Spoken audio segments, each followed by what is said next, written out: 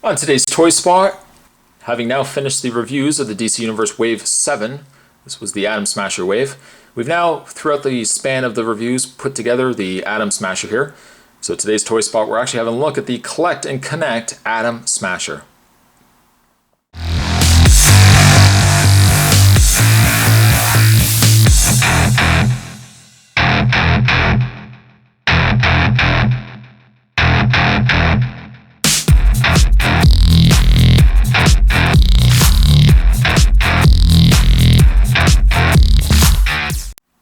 Unfortunately, Spot doesn't have any background for this character. I was totally unprepared when I was shooting the review. You think I would have had this already, but so while I don't necessarily have a read-up on Atom Smasher, we're basically going to focus on the figure itself. The figure itself, Spot's a little torn on how he feels about this particular figure. Starting first with the face, as something I already mentioned before. It's not a bad face. I mean, it's very generic. Again, I don't know. You guys can tell me down below if you want. Again, I don't really know if I like the idea that you can see the impression of his mouth there. He's also got himself like a band. He's got himself the Atom logo, or I guess the Atom symbol there. You get some red, some blue. The blue is not the it's not the cleanest. Like, there's no definitive, I mean, it's been painted on, but it looks like it's been airbrushed on. It's not the cleanest.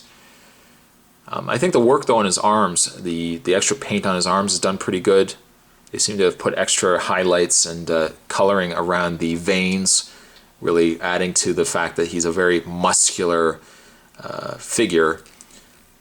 He's also got himself the gold belt, and the gold is done really, really nice. I don't see a lot of defects to the belt itself.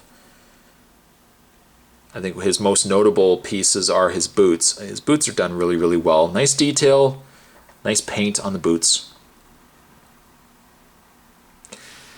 But just my biggest problem with the figure, if anything, and it boils down for me. It really boils down for me the fact that I don't follow a lot of stuff that has Atom Smasher in it. He's made maybe 1 or 2 appearances in the Justice League Unlimited cartoon, and even then, I don't even think he had any dialogue to speak of. For me, he's just for me as a collector, he's just all right. I mean, in fact, I find him a very boring figure. Of the Collect and Connect figures that have been released, I have a certain list that I think in my head of some of the ones that are my personal favorites. I like the Solomon Grundy. I like Bane. I thought Bane was a really good Collect and Connect. Darkseid was an incredible Collect and Connect. But I mean, there's other Collect and Connects that I've just kind of scratched my head and thought, okay, I've gone through the motions, I put them together. Trigon is a good example of a figure that I just put together, and I really didn't have much interest in the actual Collect and Connect figure when I was done. Chemo, I think is another one I really like, just because he's got character to him. When I get to someone like Atom Smasher, for me, he's just all right. And there's nothing wrong with the figure. I mean, the figure does a good job of looking like the character, but to have a masked character that basically really doesn't have a lot going on in the body here, for me, he's just an all right Collect and Connect. I mean, I can look at Atom Smasher and think to myself, Atom Smasher is nice, but man, I would have really liked a Collect and Connect Doomsday or something like that, instead of having a space occupied by a Collect and Connect such as Atom Smasher. Now again, if you collect like Justice League Unlimited, Justice League of America, or Justice Society of America, which I believe Atom Smasher is part of, sure, he makes sense being part of that team. And, being that a large collect and connect figure, Metamorpho was completely a waste, if you ask me, for Collect and Connect.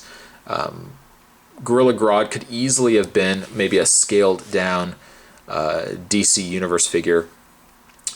Giant figures, there's only so many that you can choose from. And for that reason, I would say, you know, Atom Smasher was a logical solution to go with. But for me, he's just a bit of a boring figure. Yeah, you know, that's my honest opinion. If you disagree with me, that's the beauty of you know, comments down below. You guys can let me know. And you know, if you guys love this figure, that's your opinion. I'm just not really that big of a fan though. His articulation though is he has a ball jointed head. The standard peg and socket shoulder is a swivel in the bicep, bend at the elbows, rotation in the hand. He's got the upper torso bend. So I mean, really, if you bend the torso back, you can really get him that really towering behemoth kind of pose going on there. He has a rotation, but the rotation actually is underneath his belt. The standard leg movement back and forth, in and out. Rotation in thigh, bend at the knee, and finally that hinged foot as well. So there's Atom Smasher. Again, you know, me trying to be an unbiased reviewer, and I'm, you know, reviewing this guy, I'm probably doing a horrible job. As a figure, he works well based on the character. I would probably give him, based on that, I would probably give him a 6.5. As a matter of preference for me, opinion-wise, I would say, for me, he's a boring figure. I probably would not have picked him up had I not been wanting to pick up the waves. Because initially, when I was collecting DC Universe figures, I was buying the waves. You know, I was buying the waves because I was a completionist. But had somebody said, you know what, Atom Smasher, we're going to sell on his own, I probably would not have picked him up. And again, that's just my preference. You guys can let me know down below. Gee, Spot, you're really ripping apart this figure. I don't mean to. I really don't mean to. Because that's the hard part. You want to be unbiased, but by the same token, I really, you know, that's all I've said. I mean, I've said enough about the poor guy.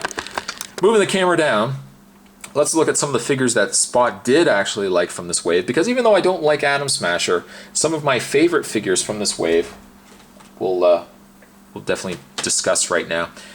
Tied, I think, for first, I'm going to bring them both in. I'm going to bring in both Booster Golds. I definitely think these are really top-notch figures. I love the metallic blue, the gold. I think it works really, really well on this figure. Definitely one of my favorites, though, is Booster Gold. I think second, and I would almost say I love Flash so much. He's such an awesome character. I'm going to definitely put him second, but a very close second. You know, Booster Gold you kind of have to put ahead because he's got this really nice paint scheme, but Flash, you know, I've just got, you know, a little soft spot for Flash as a character. So for me, I would say Flash is definitely a must pick up for this set. And figures that you probably would say, oh, really, Spot, really? I would also put Blue Beetle there as a figure to pick up.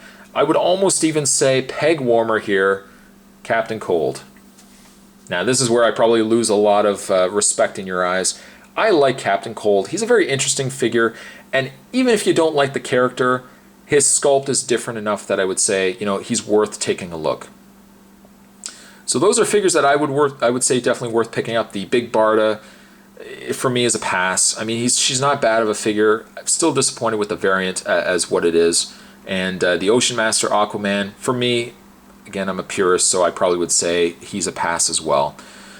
But there you go, guys. That is my reviews all wrapped up of Atom Smasher here. I hope you guys have enjoyed it. I certainly have enjoyed reviewing these for you. And again, just because I think Atom Smasher is a boring figure doesn't mean that he's a boring figure. You guys might think he's a really good collect and connect. He might even be one of your top favorites. So if he is, let me know down below. Let me know down below. We can discuss this. But thanks for watching, as you always do, guys. Certainly there are more toy spots to come, and I will see you guys next time.